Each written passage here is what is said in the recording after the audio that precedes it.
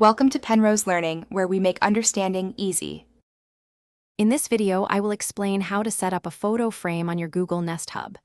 First, grab your smartphone or tablet and open the Google Home application. Once open, select your specific Nest Hub device from the list of available devices. Then, locate and tap the settings icon, which typically appears as a small gear in the upper right-hand corner of your screen. This is your starting point for customization. Next, within the device settings, you will find an option labeled Photo Frame or sometimes Ambient Mode. Tap on this to proceed. Here, you will choose your desired photo source.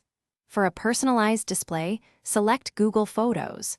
If your account isn't already linked, the app will guide you through a quick and secure process to connect your Google Photos library. This ensures your memories are ready to shine. Now comes the fun part: customizing your photo selection. You can choose specific albums from your Google Photos library to be displayed. Perhaps you have a dedicated album for family vacations or special events.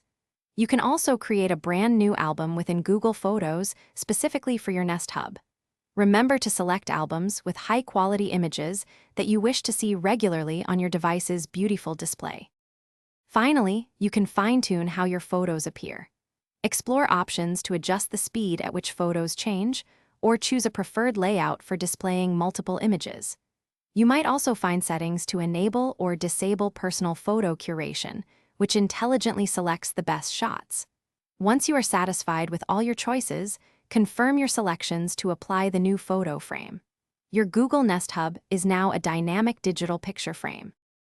Thanks for watching. If this was helpful, leave a like and consider subscribing. See you next time.